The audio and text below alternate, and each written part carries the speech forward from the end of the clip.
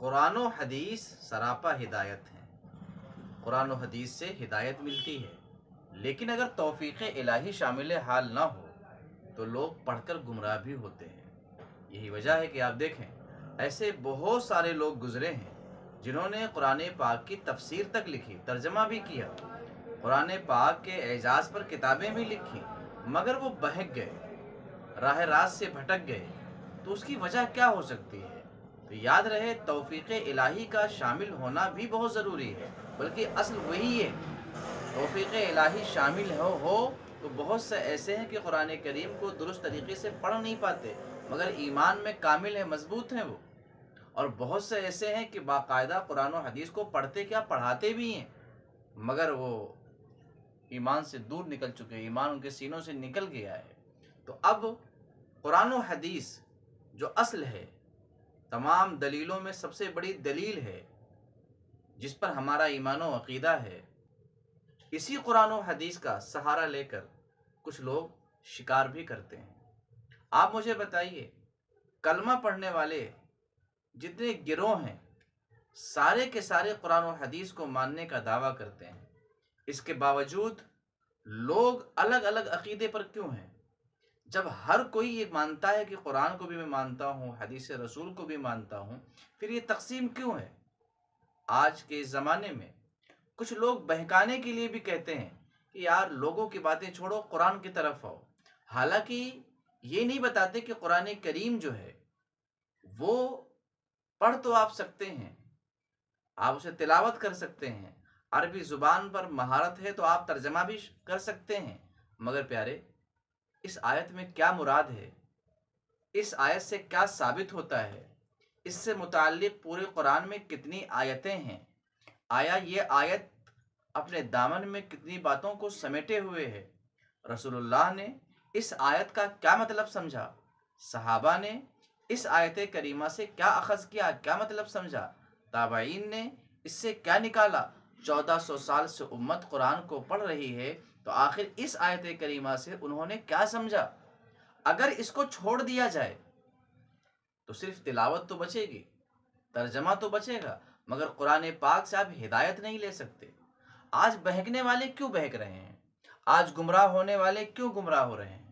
اعلیٰ حضرت نے ایک مقام پہ بڑی پیاری بات ارشاد فرمائی ہے اپنے فتاویٰ میں، فرماتے ہیں قرآن امام حدیث، حدیث امام مجتہد، مجتہد امام علماء، علماء امام عوام، جس نے اس سلسلے کو توڑا وہ گمراہ ہو گیا۔ کچھ اس طرح کا مفہوم ہے کہ وہ گمراہ ہو گیا۔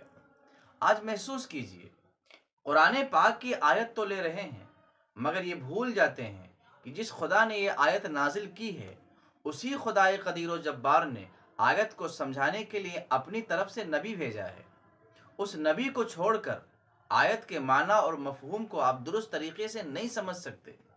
پھر اسی پیغمبر اعظم کی صحبت حاصل کر کے صحابہ نے اس کی گہرائی معلوم کی کہ اس آیت کریمہ میں کیا کچھ پوشیدہ ہے۔ ایسے ہی رسول اللہ صلی اللہ علیہ وسلم کی حدیثیں بھی ہیں۔ بے شک احادیث کا ایک بہت بڑا ذخیرہ ہمارے زمانے میں موجود ہے، بہت کچھ جا چکا، ختم ہو گیا، محفوظ نہیں ہے، مگر جو موجود ہے آپ کے پاس، کیا ساری حدیثوں پر آپ کی نظر ہے؟ کیا آپ رسول اللہ کے سارے ارشاد کی گہرائی تک اتر چکے؟ کیا آپ نے ساری حدیث کی کتابوں کو نہ صرف پڑھا بلکہ سمجھ بھی لیا؟ جی ایسا ممکن تو نہیں ہے، پھر دعویٰ کیسے کریں گے؟ تو آج یہی ہو رہا ہے کہ کبھی کوئی شخص نوجوان مسلمانوں کو جو ابھی زیادہ معلومات نہیں رکھتے، انہیں مذہب کے نام سے غلط معلومات ان تک پہنچاتے ہیں، قرآن دکھا کر، حدیث دکھا کر، اور یہ نہیں بتاتے کہ اس قرآن اور حدیث میں جو ہم بات پیش کر رہے ہیں اس کا اصل مقصد کیا ہے۔ میں آپ سے عرض کروں کہ اگر صرف احکام کی آیتیں پیش کی جائیں، احکام کی احادیث پیش کی جائیں، تو بھی انسان کو بہکایا جا سکتا ہے، اور بہکانے والے اس طرح سے بھی نوجوانوں کو بہکا رہے ہیں۔ کیسے؟ دیکھیں، ہر حکم مشروط ہوتا ہے، گرچہ اس کی شرط وہاں پر بیان ہو یا نہ بیان ہو، مگر کوئی ایسا حکم نہیں جو مشروط نہیں، ہر فرض بقدر قدرت، ہر حکم بشرط استطاعت۔ لیکن صرف حکم بیان کیا جائے، اس کی شرطیں نہ بیان کی جائیں کہ آیا یہ کس کے لیے ہے، اس پر کون عمل کرے گا، تو ہر بندہ میدان میں اتر جائے گا۔ جو بادشاہ کی ذمہ داری ہے وہ علماء کی نہیں ہے، جو علماء کی ذمہ داری ہے وہ عوام کی نہیں ہے، اور جو عوام کی ذمہ داری ہے وہ دوسروں کی نہیں ہے، تو ہر ایک پر لازم کیا آتا ہے، کون کس میدان میں کام کرے گا۔ ہمارے زمانے میں فساد کی ایک بڑی وجہ یہ ہے کہ جو کام عوام کا ہے وہ اپنا کام چھوڑ کے علماء کے کام میں ہاتھ ڈال لیں، جو کام علماء کا ہے تو وہ علماء جو واقعی علماء تو نہیں ہیں، میں ان کی بات کر رہا ہوں، وہ ہاتھ ڈال رہے ہیں بادشاہوں کے کام میں۔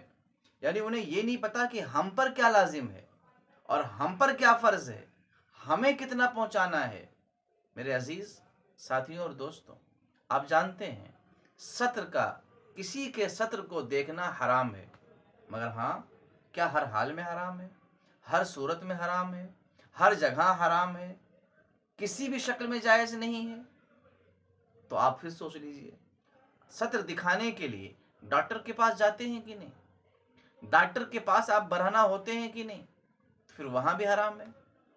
اچانک کوئی حادثہ پیش آ جائے، خدا نہ کرے حادثہ پیش آ جائے، آپ کو یہی معلوم ہے کہ سطر دیکھنا اور دکھانا حرام ہے، بس اتنی معلوم ہے، آپ کو اس کی شرطیں نہیں معلوم ہیں، تو اب ایک حادثہ پیش آیا اور ایسی صورت ہے کہ بندہ برہنہ ہو گیا، ہو بندہ یا بندی کوئی بھی ہو، اب آپ ایسی صورت میں کیا کریں گے؟ اس کی جان بچائیں گے یا جا کے پہلے کپڑا بازار سے لا کے پہنائیں گے اس کو؟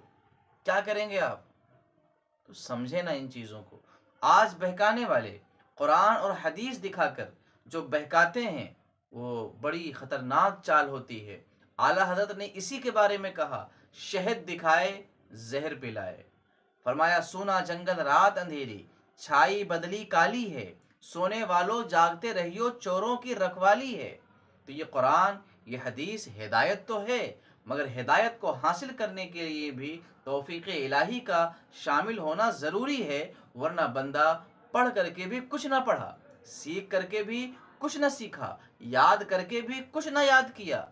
ہمارے زمانے میں اللہ تعالیٰ رحم فرمائے نوجوانوں پر کہ یہ بہت جلدی ایموشنل بھی ہوتے ہیں اور بڑے جلدی ٹھنڈے بھی ہو جاتے ہیں۔